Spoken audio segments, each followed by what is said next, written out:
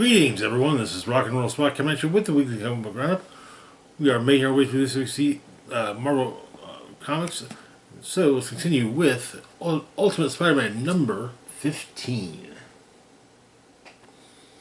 Where we left off, Harry had been killed in the Savage Land, and Peter managed to. However, Peter managed to escape. And he basically said that, to MJ that they had to go.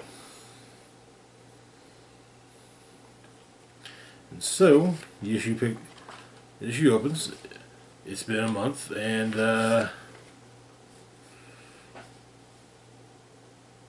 Peter and MJ, the kids, are in the desert. Peter remarks this, not too bad. MJ agrees.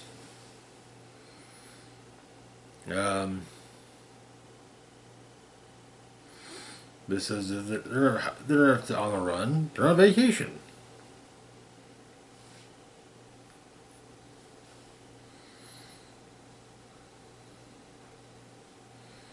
And they're apparently saying it. Potentially using an RV park or at least an RV campground.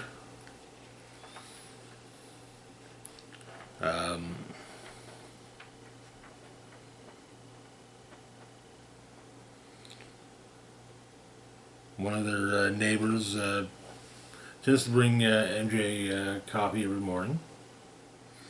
Though he prefers not to aggravate mothers, regardless of how wild, being a self-described wild man. And he gives Peter a lowdown on the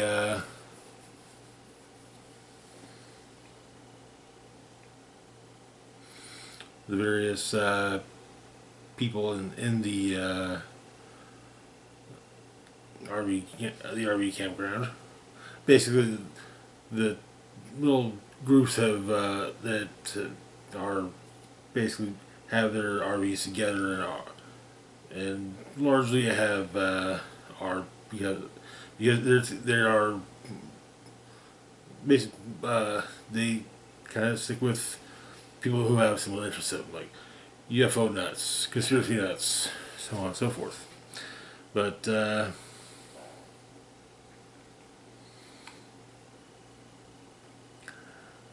Peter the kid are going to go sightseeing, and there's a spot, lesser known spot in the middle of the desert, about 40 miles from the campground, and the neighbor suggests not to go there. No one knows what's going on there. Weird sounds, earth moving, old abandoned military base is not safe. People disappear out there.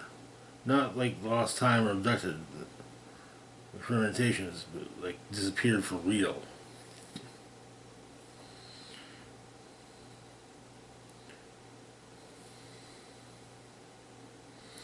And MJ suggested maybe someone should take a look at that place. And so,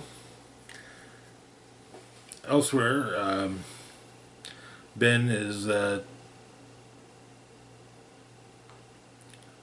got a signal and has managed to and is texting Felicia and kind of sort of blowing it with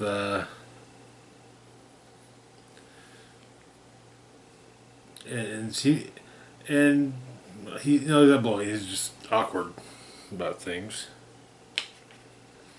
but.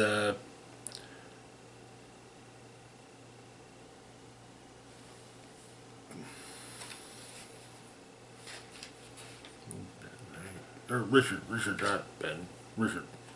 But Peter and Richard have a chat about being, well, basically Spider-Man, and also involved in the chat is the the AI suit.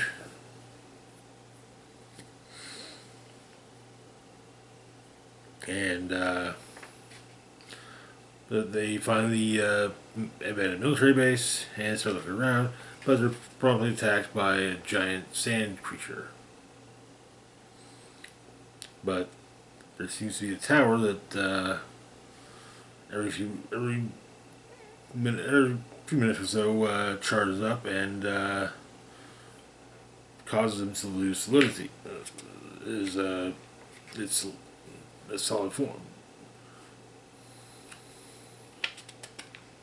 And Richard gets into it with the seems to turn off the device with his suit, and the sand creature turns into a man. Apparently, he just got asking questions to the wrong people, and basically became one of their test subjects. And Peter suggests maybe he could have, formed the word help instead of attacking people. And he says, "Yeah, that's actually a good idea." And he shuts out of that. Then Peter and Jay that night, Peter and Jay are having just kind of have a nice chat, so to speak, and Gwen. MJ's been trying to reach Gwen, but it's because of voicemail. She was at her funeral, but yeah. And then Peter's going to get in touch with Ben. Next morning he does so. Apparently, quick call, just I'm alive, don't worry. However, Ben and Jonah have visitors that day.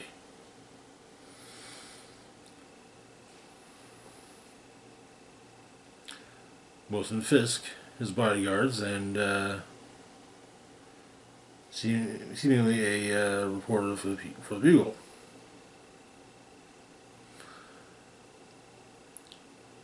And it seems that every person named Ben Riley on the planet has been murdered. That Kingpin's order. And Ben and Jonah are told that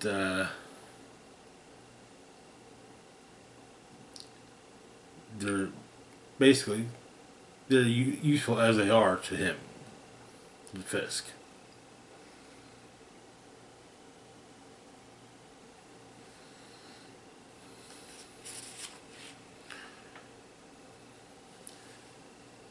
And the issue ends with Ben saying, giving a quote of, "When all this is done, when wrongs have been righted and the shadow lifted, he's the guy who's going to write the obituary."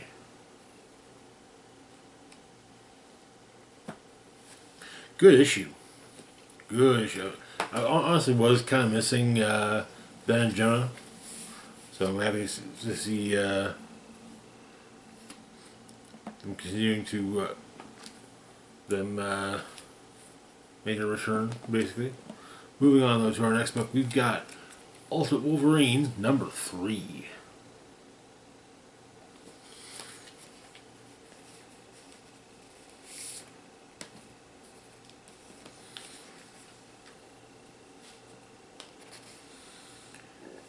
So the issue opens 17 miles outside of down in Smolensk.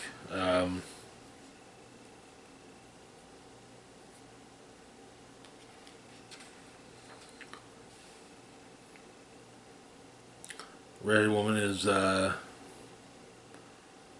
recruited recruited into the opposition. Largely, they just need a driver. The opposition forces, the opposition officers they met, however, were, as the young lady met, were one Remy LeBeau and Catherine Pride.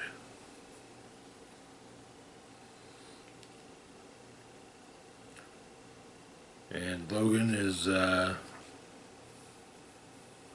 Wolverine is tracking, has information on, is following leads on the opposition's base.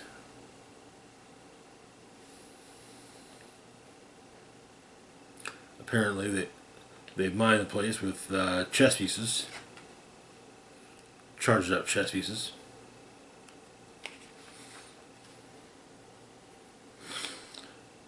And the one that was recruited with the opposition is Natalia Romanova. Yes, Black Widow. And so Kate gets aboard the truck they're going to escape on, and opposition guards wait for Wolverine.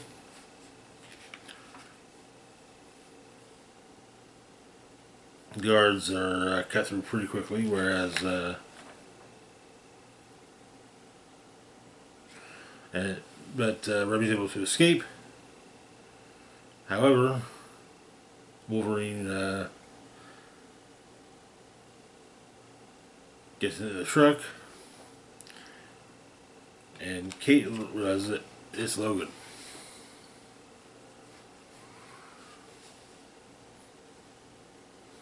And she manages to say something to him that gets him to hesitate. And she looks like he remembers some. He has some of his memories triggered, and then before Kate knocks him off the truck. And the issue ends with Wolverine laying in the snow with his mask off. But apparently, Pride and LeBeau were involved in the assassination of Mikhail, the brother of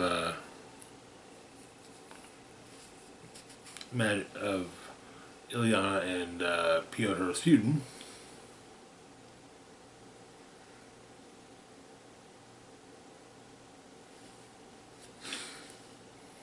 And there's a write-up on what happened.